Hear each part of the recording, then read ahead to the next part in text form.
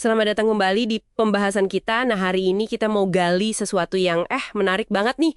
Gimana caranya bikin orang terkesan sama kita bahkan sebelum kita ngomong sepatah kata pun. Betul. Sumbernya dari buku Lyle Lones, How to Talk to Anyone, bagian pertamanya yang judulnya kira-kira Cara Memikat Semua Orang Tanpa Kata. Cuma perlu 10 detik buat tunjukin kamu itu seseorang. 10 detik pertama itu ya, krusial banget. Iya, jadi misi kita sekarang nih, kita bongkar bareng-barang rahasia 10 detik pertama itu. Gimana caranya? Oke, intinya gini, setiap gerakan kita, bahasa tubuh kita, itu udah kayak cerita yang kita pancarkan. Dan seringnya ya, dalam 10 detik itu, orang lain udah, ngebaca cerita kita. Udah nebak-nebak gitu ya? Iya, udah bikin kesan duluan, jauh sebelum otak kita mikir logis. Jadi pertanyaannya, gimana biar cerita nonverbal kita itu cerita yang positif, cerita seseorang. Nah, itu dia. Teknik pertama yang dibahas di buku itu, The Flooding Smile, senyuman yang membanjiri. Ini agak beda ya, katanya jangan langsung senyum, gitu aja. Betul. Jadi idenya bukan sekedar pasang senyum standar ke semua orang. Ada jeda sedikit. Jeda, gimana tuh maksudnya? Jadi Anda tatap dulu wajah orang itu sejenak, kayak coba serap dulu gitu, siapa orang ini. Baru biarkan senyum yang hangat, yang tulus, pelan-pelan muncul di wajah. Sampai terasa di mata juga.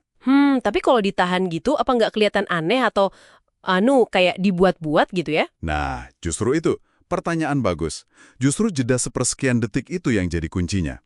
Secara psikologis, jeda itu ngasih sinyal kalau senyum Anda itu, tulus, responsif, dan khusus buat dia. Oh, jadi bukan senyum template gitu ya? Tepat. Bukan senyum generik, ini bikin orang itu merasa spesial. Kayak, wah, senyum ini beneran buat saya. Rasanya kayak diselimuti kehangatan yang personal gitu. Efeknya kuat loh. Wah, oke. Jadi jeda itu penting buat nunjukin ketulusan, sip. Terus ada lagi soal mata kan? Teknik sticky eyes, mata yang melekat. Ya, sticky eyes. Itu gimana? Katanya harus tahan kontak mata lebih lama ya, bahkan pas lagi nggak ngomong. Biar kelihatan cerdas gitu. Betul. Jadi idenya adalah mempertahankan kontak mata sedikit lebih intens dari biasanya. Bahkan pas ada jeda bicara, tatapannya tetap nyambung. Ini ngasih kesan Anda tuh fokus, penuh perhatian, dan ya cerdas juga. Ada studi menarik soal ini ya? Ada. Jadi di satu studi, partisipan diminta ceritanya ngitung kedipan mata lawan bicara. Nah, gara-gara tugas itu, mereka kan jadi natap lebih lama ya? Iya. Hasilnya, mereka ngelaporin rasa hormat dan rasa suka yang lebih tinggi ke orang yang mereka tatap itu. Wah, cuma karena natap lebih lama? Iya, ada penjelasan biologisnya juga sih. Kontak mata yang intens itu bisa ningkatin detak jantung, terus memicu zat kimia di otak yang mirip adrenalin. Oh iya. Mirip sama reaksi fisik pas orang mulai jatuh cinta. Jadi orang yang Anda tatap itu bisa merasa Anda tuh bener-bener, terpesona sama dia. Oke. Tapi ini perlu hati-hati juga pakainya, Yan. Banget. Harus pakai perasaan. Kalau terlalu intens, bisa jadi kayak teknik lanjutannya. Epoxy eyes. Itu tatapan yang lekat banget. Epoxy eyes. Iya, itu mungkin cocok buat situasi yang lebih intim atau pas lagi evaluasi serius gitu. Tapi ya jelas jangan dipakai ke orang asing di angkot dong. Bisa salah paham nanti. Iya juga ya. Oke, jadi mata udah. Terus postur. Ini ada teknik visualisasi yang unik nih. Hung by your teeth. Oh iya, yang itu. Bayangin ada pengait di atas kepala, terus pas masuk ruangan kita kayak gigit pengait itu pakai gigi. Ajaibnya, ini katanya langsung bikin kepala tegak, bahu ke belakang, badan lurus. Kok bisa gitu ya? Visualisasi itu memang alat bantu yang kuat banget buat ngebentuk kebiasaan baru. Dan postur kita itu, itu kayak papan reklame berjalan soal tingkat percaya diri kita. Papan reklame berjalan ya? Iya, postur yang tegak, yang kayak hasil dari visualisasi gigit pengait tadi, itu secara nggak sadar ngasih pesan. Orang ini bangga, sukses, yakin sama dirinya, ciri khas seseorang pemenang. Menarik. Bahkan katanya pengacara-pengacara hebat tuh suka merhatiin postur hakim di pengadilan. Oh iya? Buat apa? Buat ngebaca pesan bawah sadar yang mungkin diterima sama juri nantinya. Jadi postur itu benar-benar bisa jadi barometer kesuksesan kita loh. Wah, dalam juga ya maknanya. Jadi bukan cuma soal penampilan fisik aja.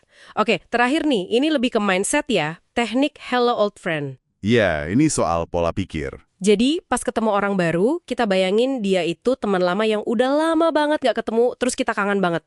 Gitu. Kurang lebih gitu. Tapi poinnya bukan di pura-pura kenal ya. Bukan acting gitu. Bukan. Tapi lebih ke membangkitkan perasaan senengnya reuni itu di dalam diri kita.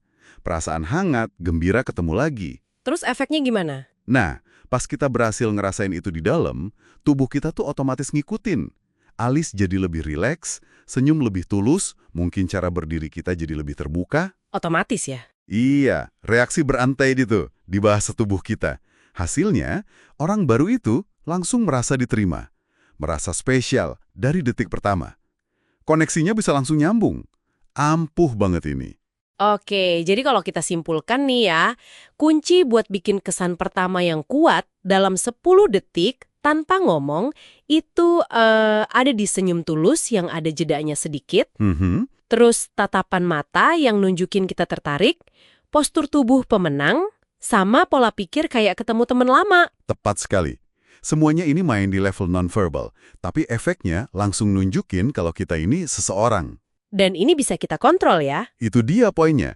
Dengan sadar nguasain isyarat-isyarat ini, kita jadi punya kendali lebih besar atas kesan pertama yang kita buat.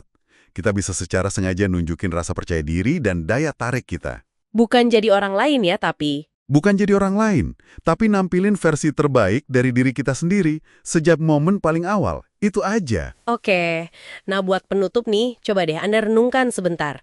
Dari semua teknik nonverbal tadi, mana sih yang sebenarnya udah sering Anda lakuin secara alami pas ketemu orang baru?